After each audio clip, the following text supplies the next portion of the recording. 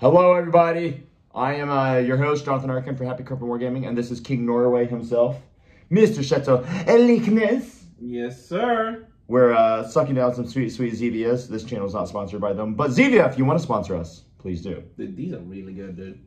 I know, homie. Like, if you want to do like some import stuff in Norway, I know a guy. Yeah, dude. Yeah. Straight up. I'm a little drunk, and so we're switching to soda now. Anyway, carrying on. So this is the end of the tournament. We had an absolute blast. The entire thing was a freaking rock star. Both of us finished 4-4. Yes, sir. You were, yeah. So I won one, lost one today. You were lost. I lost like all three of my last games. Right. Okay. All right. So he got into he was Icarus, flew very high to the sun. Yes. How did you do out of the park? All right. So that defines what we met.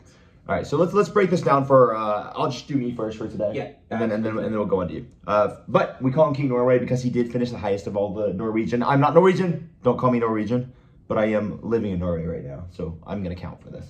So that's why he gets the flag. Anyway, all right. So round one, I played against Mr. Alberto, and Alberto was a rock star. It was a Blood Angels mirror.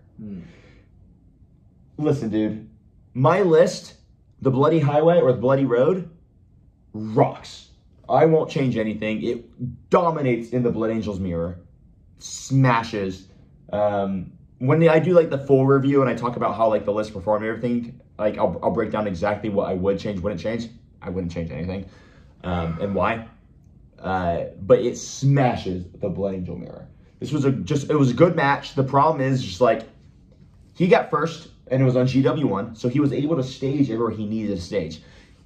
If he did not go first, I think it was just an insta-loss. But since he was able to stage the positions, we were able to have a game. But realistically, we basically just had a standoff where my Dante sat back, his Dante had to sit back, and we just stared at each other. Because whoever charges wins. So I just sit my Dante back, and every turn, I would just move my Dante backwards a little bit. And then I would put one tank on an objective. He can't kill that tank with a 5-man JPI, so he's forced to put Lamartes into it, for example. Yep. And then I pick up Lamartes for the cost of a 135-point tank. It's an awesome freaking list. It rocks. That's basically what happened. Alberto was a rock star. Very, very good player. Had an absolute blast playing him. But that's where it was. Then my last game was against Mr. Joachim, who is a Swedish guy. And we had an absolutely lovely game.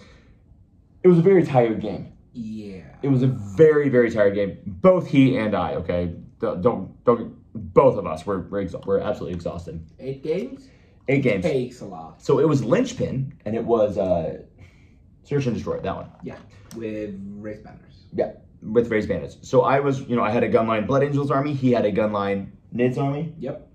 My army actually plays really, really well into Nids. On this deployment, when I go second or when I go first, it becomes a really big problem. And I knew it was a problem.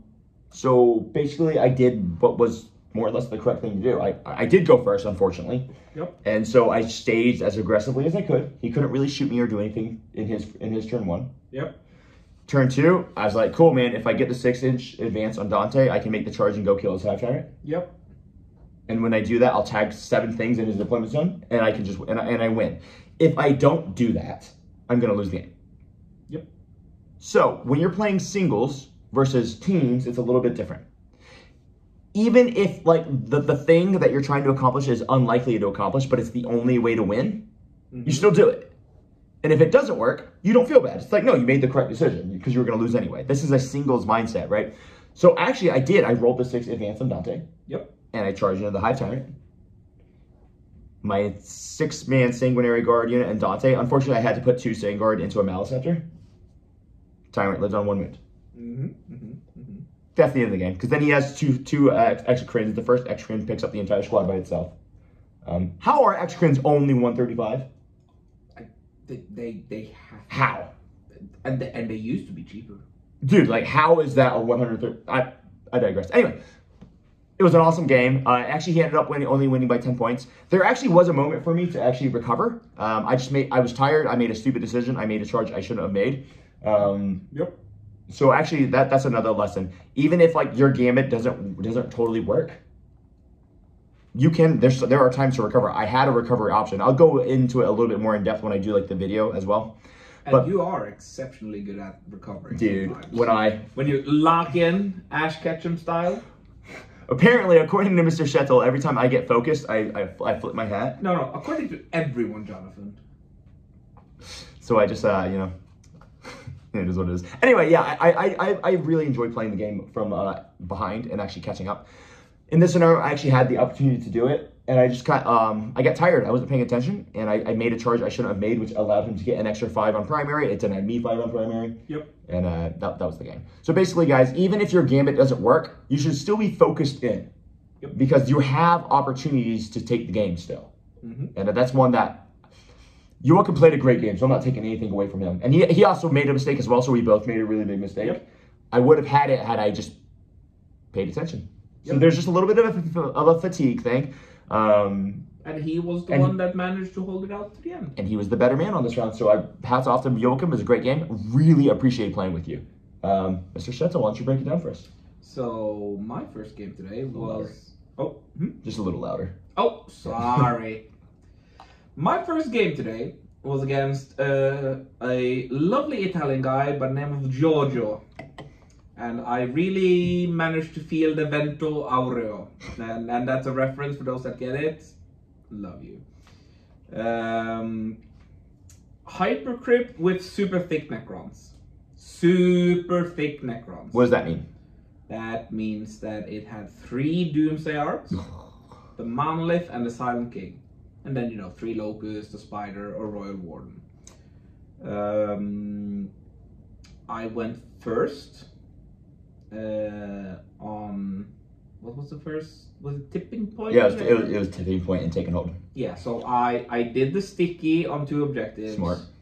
I decided to fortify one of the objectives so that only the Nightbringer could charge me on a 6.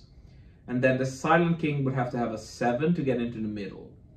So what happens then is that I am in a position to kill the Silent King and the Nightbringer. The Monolith made like a 10-inch charge to get in on the objective as well, so then I lost both of them. The Monolith made a 10-inch charge. The Monolith also made a 10-inch charge, yes. The Monolith was in the area. Okay. But I didn't... You weren't accounting for it. Yes. Got it. Probably should have... And if I had placed the Rangers differently, he would have been able to 3-inch it down.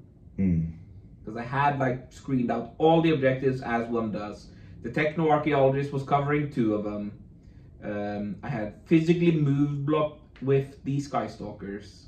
So like, things were in a perfect position for me to get a 15 if one of the objectives failed. And presumably it was gonna be the bottom one. His expansion. Yes. Yeah. So, okay, so the margins didn't work there. That's fine. I get a 10 instead. I get Recover. And then I can easily cleanse to secondaries turn 2. And what ends up happening is that I leave 2 Doomsday Arcs on 1, the Silent King on 3, and the Dead Nightbringer. Now, the question I have for you. And that was, I couldn't have focus fired better because of the terrain layout, and I was too spread out. Was it because the Monolith made the charge? Yes. Yeah. All right, so this is awesome because this is a problem I've definitely faced in games before, and you just faced it as well. So let's break this down. What you think makes sense to do is not necessarily what your opponent thinks makes sense to do. Exactly. You as a player might not charge a Monolith. Oh no, I would have 100% charged it. I just didn't assume that he would make the 10. Right? Your opponent, though, he's gonna be doing the exact same thing you're doing in his head. Yeah, he needs and he's to like, make it. I'm gonna make this 10 because I have to make it. And if I don't make the 10, it doesn't matter because I had to make it. And on singles, you make those plays because if he hadn't, he would have been screwed. The scores would have been flipped, right? So because and that's what you do in singles, right? You take those risks. So this is the exact same scenario as what happened in my second game that I ended up losing. I took the risk and it didn't work. He took the risk and it did work. And it did. So it's a perfect example of how sometimes you have to put your balls on the table and say, here we go. Yes, sir. All right, let's go to the last round. Last round was Olivier. For some reason, the reigning champion of War Masters and the WTC, Olivier with his very cool list. I recommend people go look it up. It's using the the Raven Wing detachment from the Dark Angels supplement. Oh, that's cool. Because you can advance and shoot and fall back and shoot. It's really strong. And that was Thick City with if you think the bloody road or the Austrian highway is a thing, this thing has no stratagems, no enhancements. It just works. But the army rule is so good with the cracked data sheets that it just runs you down. Because it will just advance up, get the angles. It'll tag you so that you have to fall back with stuff that you don't necessarily want to. Or if you stay in combat, he just falls back and shoots you afterwards. So was this just a list that works and we weren't ready for? I knew what it was going into this. Okay. I just didn't think he'd face me in like the 4-3 bracket at the final round. So when I saw that, I was like, oh jeez. This is and the reason for that is very important because the way the pairings happen is that after the pods, you ended up in your own bracket of all the people that went 3-1, 2-2, and you only met people within the 2-2 brackets going forwards. So since he was in the 3-1 bracket, by having a draw, meant that, and then he lost the shadow round, meant that he got into my bracket. Yep. And then, stuff happened. But it was an amazing game, dude. He is so nice. Yep. Dude, we had a blast. We talked and that was one of my most fun games. So one thing about this crazy tournament is I'm a better painter than Cheto. Because when you look at our paint scores, I got 50 on paint scores. Cheto got 30. I want to say bad words. Look at this. Look at this. This is my technically battle ready freaking scout. Oh, this. If he looks just black to you, it's not much more detailed than that in real life. Yeah. So you suck. I'm way better than you. And with that, that is my greatest shame ever. Like, oh my god. But yeah. But to be serious, to be real for a second, at this tournament, guys, Nick Nanavati, the founder of Art of War, went 3-5. Yep. Nick's an amazing player, okay? There's no shade is being thrown at him, okay? He is miles better than us, like in consistency and prep work, right? Anyway, he's an amazing player. This is a different type of tournament, guys. Yes, sir. Different type of tournament. Olivier Weiss was in the 4-3. He's one of the best players in the entire world. He went 4-1-3 in total. It is a different freaking tournament. So any single person that you guys see at this tournament, listen to them when they speak because they know Warhammer. Yep. If they've been here, if they didn't feel like they belonged before, yep, they 100% belong afterwards. Just because of the lessons and the people you know and learn and the contact you make. There were people who went 2-6 who are major tournaments winners. Yes, sir. This was an awesome place. And like I said, I wasn't throwing shade at anyone that I just mentioned. That was just like an example of like how high a level this tournament was. It was an absolute blast. I loved every second of it. Well, minus 4 hours. But then you loved every second of it? Absolutely. I had 8 amazing new best friends. I love it. So with that, we're gonna close off for the night. Yep. Guys, I'm gonna have a full review where I edit like the videos down together to break everything down in a little bit more detail. I'm gonna do a full list review for you, reviewing the Bloody Road. It is unbelievable, and you guys seriously need to give it a try. People were baffled by me the entire weekend when they were like, "Why isn't this Gladius?" And I'm like, "Here's why." And they're like, "Oh shit. Oh, that's why it's not Gladius. That's why it's not Ironstorm." Zero regrets with it. It freaking rocks. There were a few other lists I think that we saw. Like we really want to go through the Obedience Phalanx list. Yep. Yep. So there's a few other lists that we'll do dedicated videos for as well.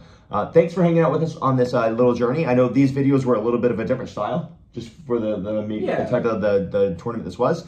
I might be able to do some of these in the future with some other style tournaments. Thanks for hanging out, guys, and until next time, Kropan.